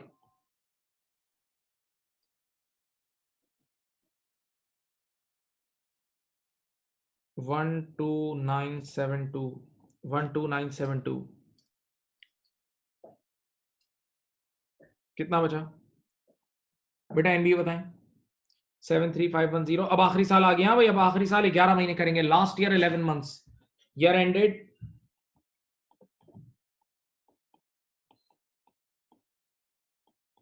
एट द रेट 15% इंटू 11/12, बोलो भाई। 10107, 10107। आप मुझे फाइनल एनबीवी एट डिस्पोजल बताएं, डिस्पोजल वाले दिन की एनबीवी बताएं, एनबीवी एट डिस्पोजल बताएं। 63402, और बताओ कितने में बिका है ये?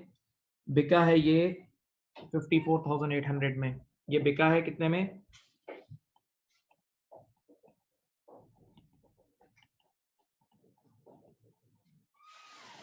अब बताओ, लॉस ऑन डिस्पोजल आ गया, लॉस आ गया, कितना लॉस आया? 8602 या 8603 आंसर है। आंसर क्लोजेस्ट आंसर 8603 है, ये आंसर है 8603 आंसर है। देख लो तुम्हारे सामने पूरा सॉल्व हुआ है, तुम्हारे सामने पूरा का पूरा सॉल्व हुआ है, तुम्हारे सामने पूरा का पूरा सॉल्व हुआ है। देख लो भाई, यह बड़ा सवाल था, अच्छा सवाल था।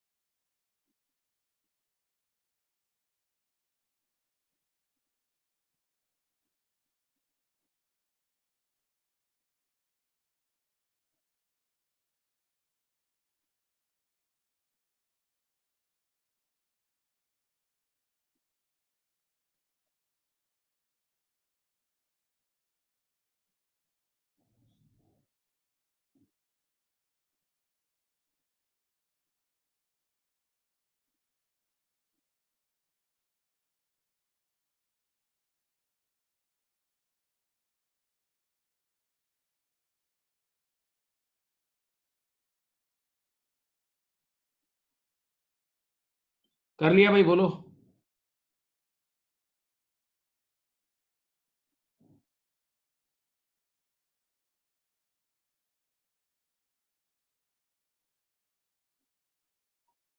चलो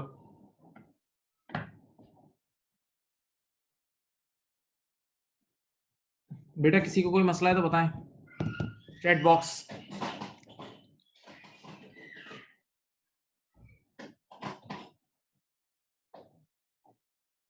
बेटा बताएं, समझ गए सवाल?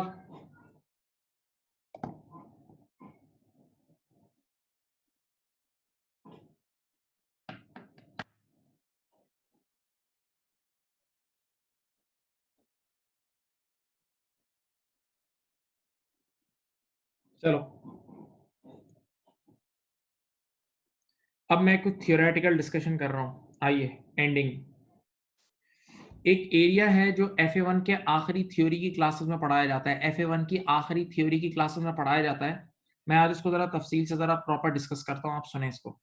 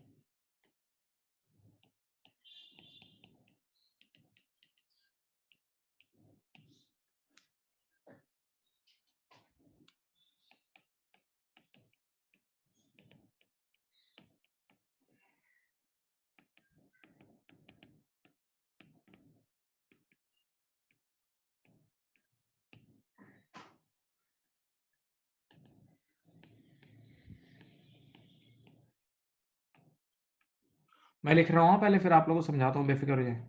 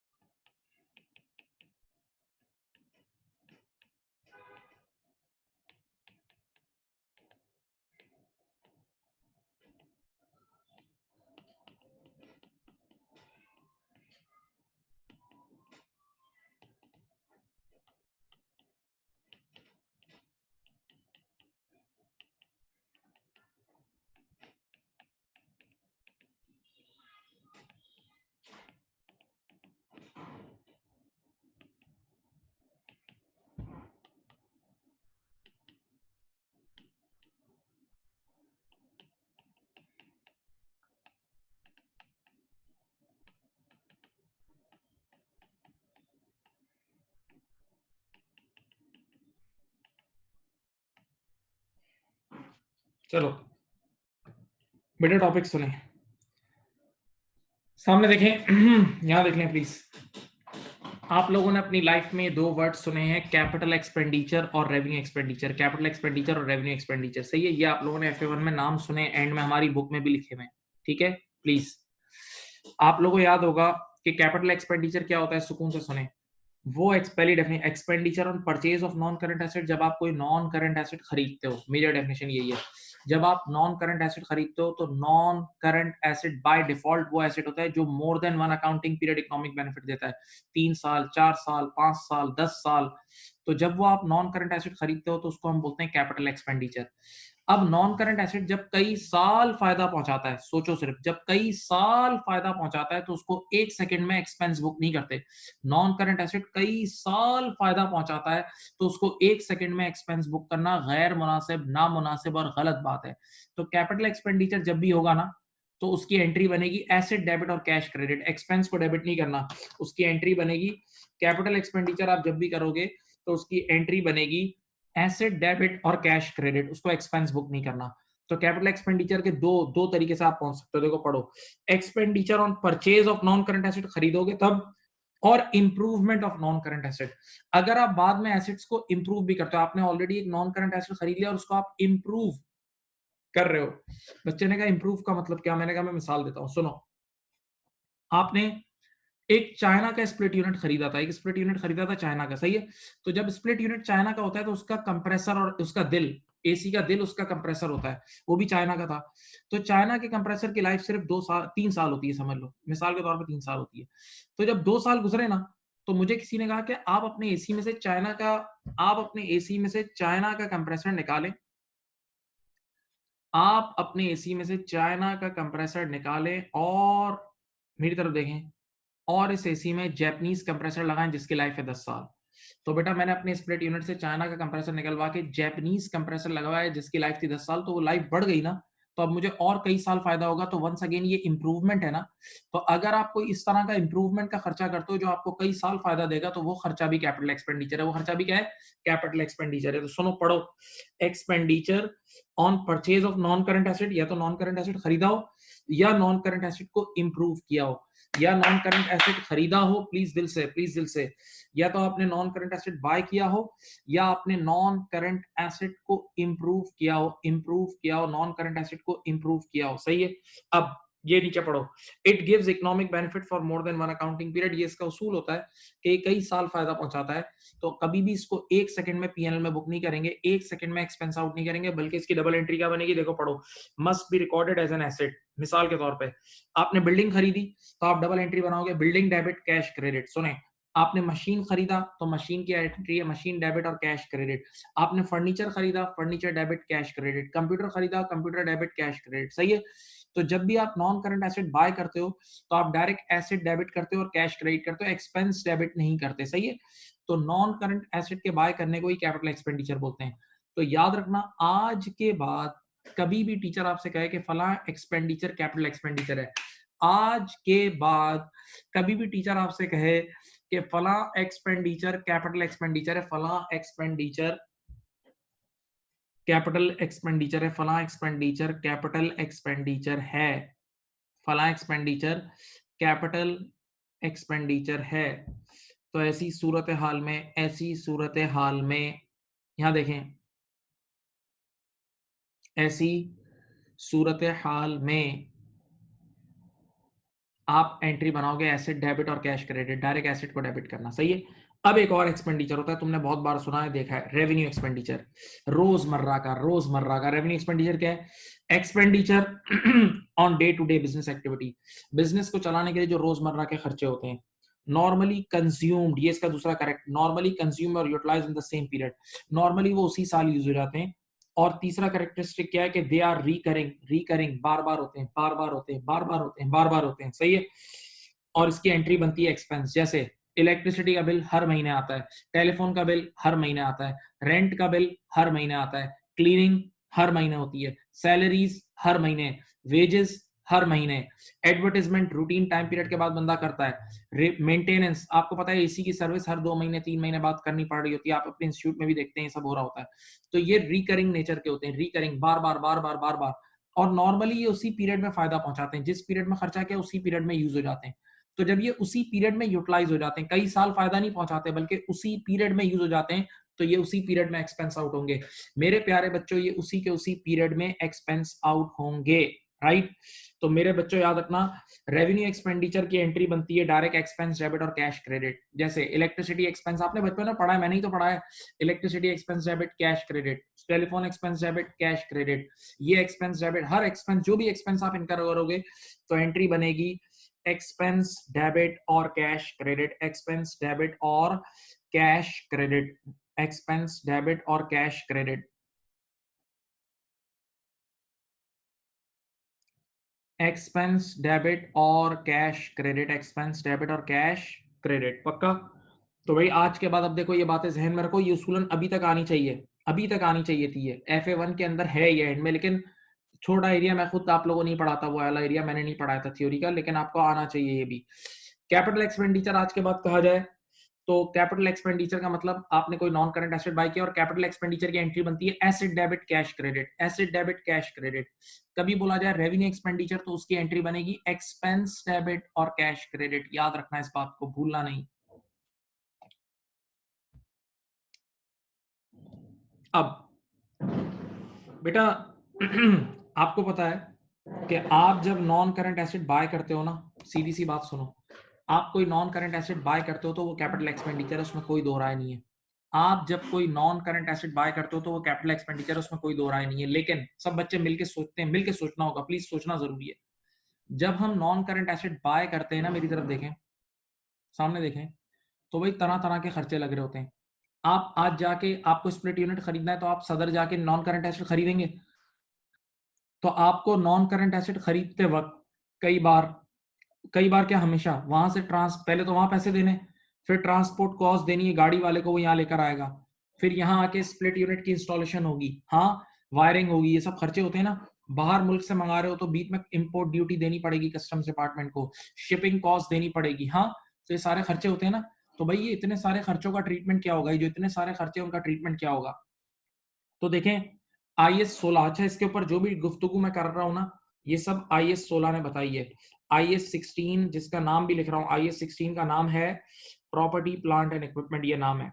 ये जो हम चैप्टर पढ़ रहे हैं ना, इस पूरे चैप्टर का फुल, इस चैप्टर के पीछे जो IS गवर्न करता है, इस चैप्टर के पीछे जो IS गवर्न कर रहा है वो प्रॉपर्टी प्लांट एंड इक्विपमेंट है।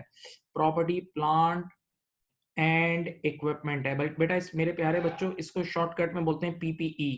इस IS को शॉर्टकट में बोलते हैं PP&E।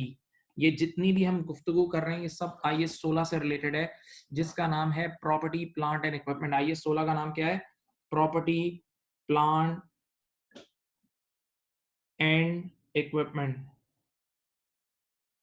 IS 16 का नाम है property plant and equipment. IS 16 का नाम है property plant and equipment. IS 16 का नाम है प्रॉपर्टी प्लांट एंड इक्विपमेंट। सही। अब मेरी अर्ज सुने, इधर देखें, सामने देखें, सामने देखें। तो अब IS 16 क्या कहता है, जो जितने भी खर्चे हो रहे हैं ना, अभी जो मैंने आपको गिनाए, ट्रांसपोर्ट कॉस्ट वगैरह, ये सब भी कैपिटलाइज होंगे। और उन्होंने कानून क्या बोला है कि जब भी आपको कॉस्ट ऑफ द एसेट, आपको ये डिसाइड करना हो कि एसेट की कॉस्ट में क्या क्या चीजें आएंगी, तो इसका थोड़ा इधर देखो, initial cost plus all directly attributable cost which are necessary to bring asset in its working condition. यानी हर वो खर्चा, सुनो डायलॉग शुरू हुआ यहां से, हर वो खर्चा कि जिसके बगैर एसिड का वर्किंग कंडीशन में आना नामुमकिन होगा। हर वो खर्चा जिसके बगैर एसिड का वर्किंग कंडीशन में आना नामुमकिन होगा, वो सब का सब कैपिटलाइज होगा। हर वो खर्चा कि जिसके बगैर एसिड का वर्किंग कंडीशन में आना नामुमकिन होगा, वो सब का सब कैपिटलाइज होगा। तो अब मेरी अर्ज सुनिए, देखिए मैं आपको स्टोरी सुनाता हूँ। बेटा स्प्लिट यूनिट के वर्किंग कंडीशन उसकी कूलिंग है, स्प्लिट यूनिट लेते हैं उसकी वर्किंग कंडीशन उसकी कूलिंग है, हाँ सही है। अब मेरा एक सवाल है, सवाल तो सुने। मैंने एक स्प्लिट यूनिट बाय किया आज सदर से, तो अगर सदर से सिर्फ बाय किया, सदर जाके या तारिक रोड से, तो क्या मेरा रूम ठंडा हो गया? क्या मेरा रूम ठंडा हो गया? ना, मेरा रूम ठंडा नहीं हुआ। पहले मुझे कार में डाल के यहाँ लाना पड़ेगा, तो ये ट्रांसपोर्ट कॉस्ट नहीं लगाऊंगा तो एसिड मेरे इदारे तक ही नहीं पहुंचेगा, और एसिड मेरे इदारे तक ही नहीं पहुंचा तो कूलिंग का खाक होगी। तो ये ट्रांसपोर्ट कॉस्ट के बगैर एसिड का वर्किंग कंडीशन में आना नामुमकिन है, ये कैपिटलाइज होगी। इस ट्रांसपोर्ट कॉस्ट के बगैर एसिड का वर्किंग कंडीशन में आना नामुमकिन है, कैपिटलाइज होगी। सही है। चलो स्प्लिट यूनिट यहाँ मेरे घर तक पहुंच गया, यानी मेरे इंस्टीट्यूट तक पहुंच गया, क्या रूम ठंडा हो जाएगा? नहीं, एक टीम को बुला के इंस्टॉलेशन करानी पड़ेगी, जब तक इंस्टॉलेशन नहीं होगी ये रूम ठंडा नहीं होगा, तो इंस्टॉलेशन कॉस्ट भी कैपिटलाइज होगी। तो आसान लफ्जों में, हर वो कॉस्ट के जिसके बगैर एसिड का वर्किंग कंडीशन में आना नामुमकिन हो, वो सब कैपिटलाइज होती है, ठीक है। हाँ अच्छा, इसमें एक और चीज भी मैं आपको बताता हूँ। कई बार एसिड फॉरेन कंट्री से आ रहा होता है, तो कई बार जब एसिड फॉरेन कंट्री से आ रहा होता है तो बीच में हम सबको पता है कस्टम्स डिपार्टमेंट होता है, बीच में हम सबको पता है एक कस्टम्स डिपार्टमेंट होता है। तो कस्टम्स डिपार्टमेंट को, मेरी तरफ देखें, कस्टम्स डिपार्टमेंट के लिए आपको क्या देना होता है? कस्टम्स डिपार्टमेंट को कस्टम्स डिपार्टमेंट को आपने देना होता है इंपोर्ट ड्यूटी। तो जब तक आप इंपोर्ट ड्यूटी नहीं दोगे आपका एसेट रिलीज ही नहीं होगा, और जब एसेट रिलीज ही नहीं होगा तो आप तक पहुंचेगा ही नहीं, तो काय का फायदा, फिर तो आपको बेनिफिट ही नहीं होगा, राइट। तो ये इंपोर्ट ड्यूटी भी ऐड हो जाएगी। तो देखिए मैंने कुछ चीजें लिखी हैं, देखें, list price less trade discount, trade discount आपको पता है उसी वक्त कट आ जाता है। एड इंपोर्ट ड्यूटी, अगर बाहर से आ रहा है तो इंपोर्ट ड्यूटी भी ऐड होगी। ट्रांसपोर्ट कॉस्ट ऐड होगी, और ट्रांसपोर्ट कॉस्ट में शिपिंग कॉस्ट भी आ जाती है अगर बाहर मुल्क से आ रहा है तो। इंस्टॉलेशन चार्जेस वगैरह सब ऐड होती है, और यूं आपका कॉस्ट ऑफ द एसेट आ जाता है। यूं आपका कॉस्ट ऑफ द एसेट आ जाता है, यूं आपका कॉस्ट ऑफ द एसेट आ जाता है। Okay, right. अब मैं यहाँ 1-2 मिनट रुक रहा हूँ, आप देख लें इसको। 1-2 मिनट रुका हुआ हूँ, आप देख लें।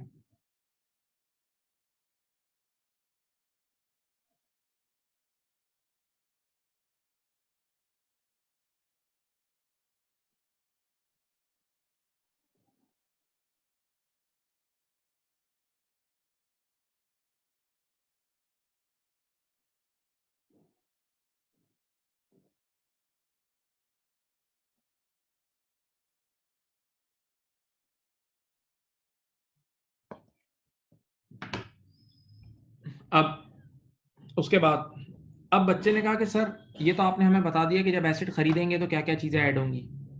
अच्छा, इसको मैं इस टॉपिक को एक और स्टाइल से ही बच्चों को समझाता हूँ। यार आप सिर्फ़ यूँ सोचो, बिल्कुल मैंने आपको शायद इन्वेंटरी वैल्यूएशन में एग्ज़ाम्पल दी थी। यहाँ देखें, आज मैंने एक स्प्लिट यूनिट खरीदा ₹50,000 का।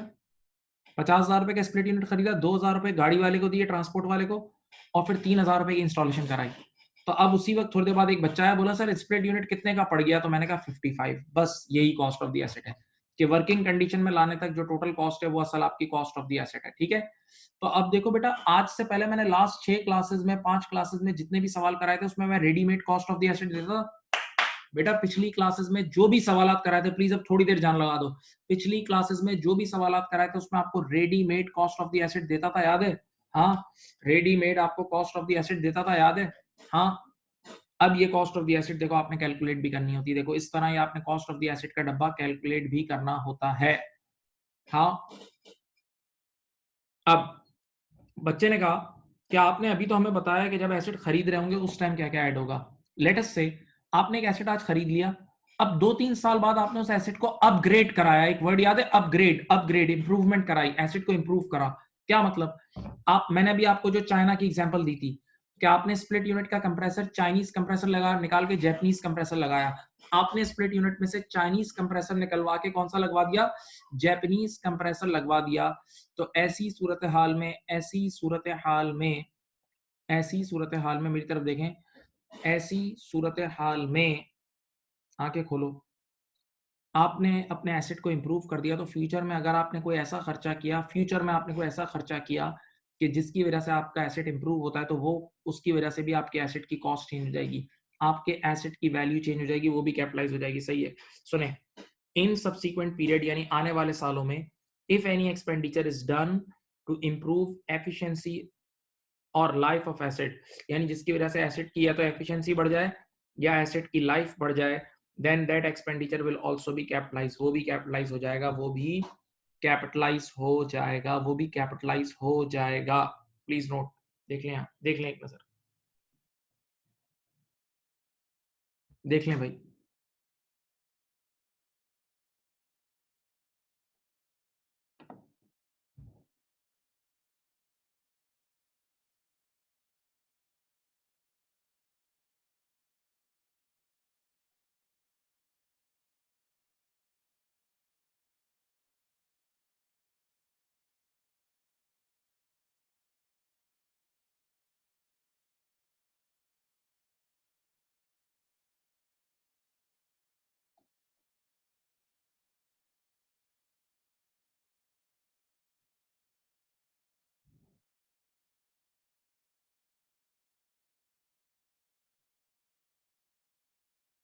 अब एक आखिरी छोटी सी चीज है, फिर क्लास ऑफ करते हैं।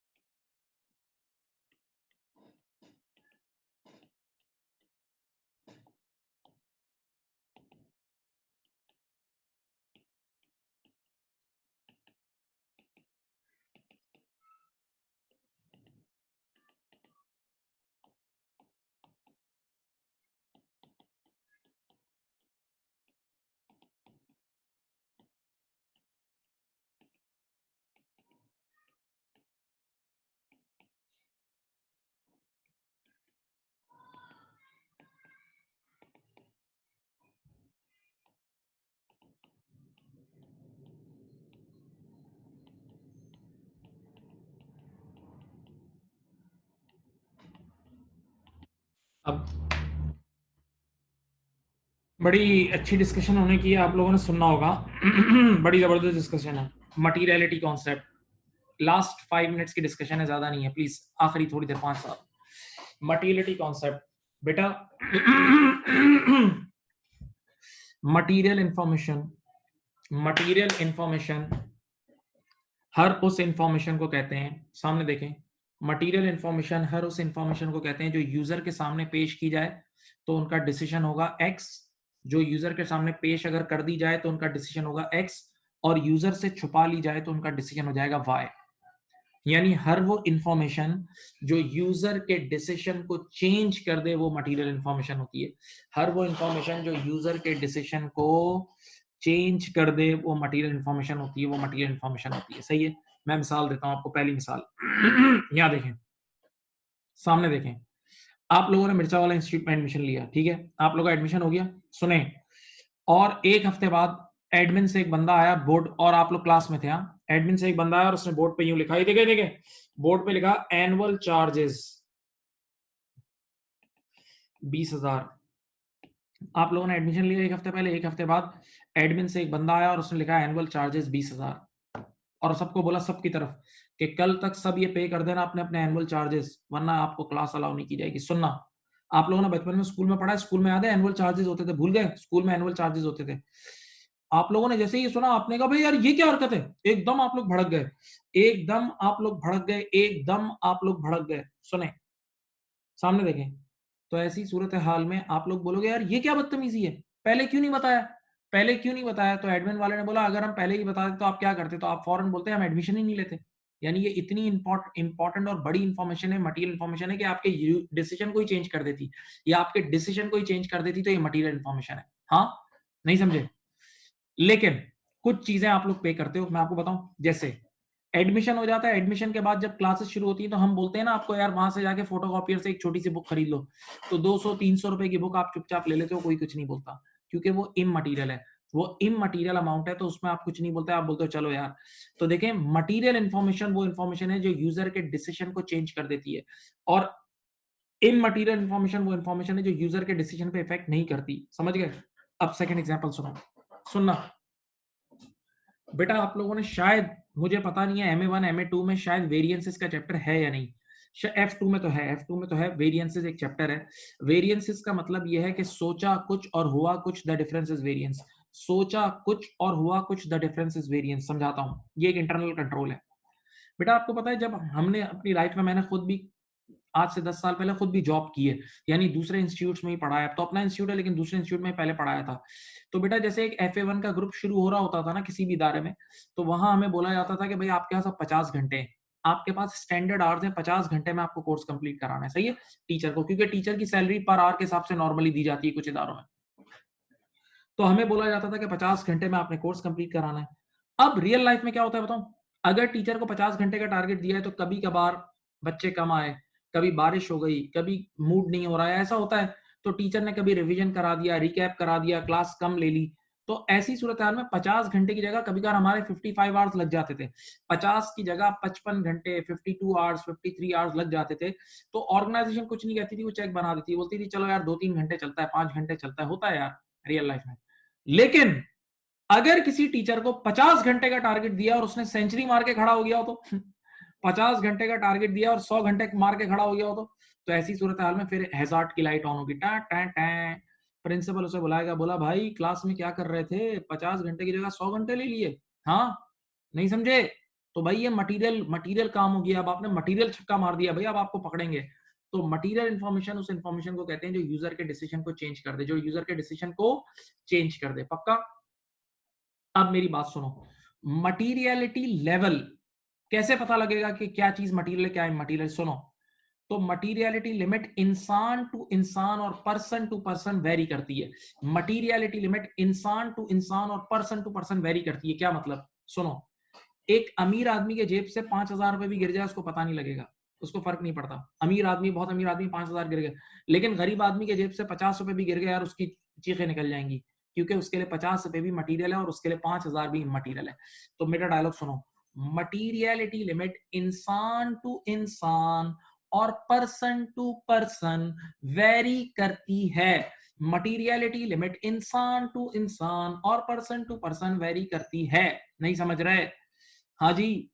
इवन मैं तुम्हें एक बात बताऊं, हम लोग भी जब रियल लाइफ में लोगों से मिलते हैं तो उनका मटीरियलिटी लेवल चेक कर लेते हैं। हम लोग भी रियल लाइफ में जब लोगों से मिलते हैं तो उनका मटीरियलिटी लेवल चेक कर लेते हैं। कैसे? मेरी तरफ देखें, यहाँ देखें, सामने देखें। कुछ लोगों के लिए एक कॉल करना भी मटीरियल होती है, मिस कॉल मारते हैं तो आपको पता लग जाता है यार इसके लिए कॉल करना भी बहुत बड़ी बात है। बात समझ रहे हैं? तो मटीरियलिटी लेवल हम लोग भी दोस्तों में या हम जो जब भी किसी से मिलते हैं उनसे चेक करते हैं ना। तो अब यूं जहन बनाएं कि हर इदारे की एक मटीरियलिटी लिमिट होती है। पक्का?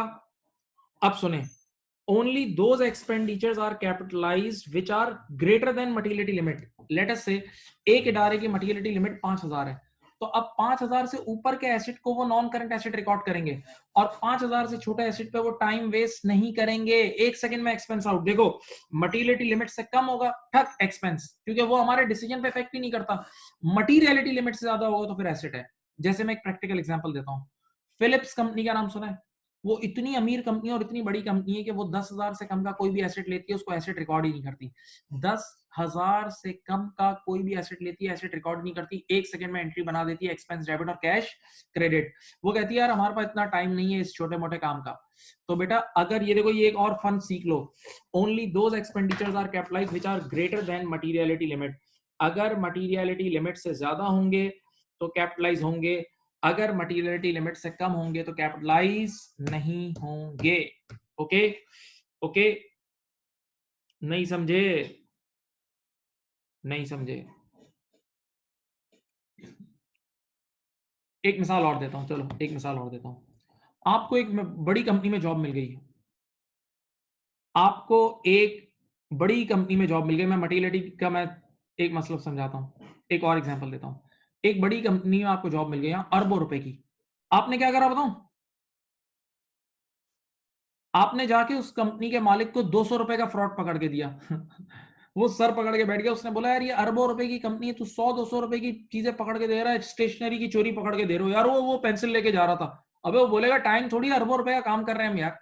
तो इममटीरियल चीजों को नहीं देखा जाता यार, इममटीरियल चीजें इग्नोर कर दी जाती हैं, सिर्फ मटीरियल ट्रांजेक्शन का काम होता है। ठीक?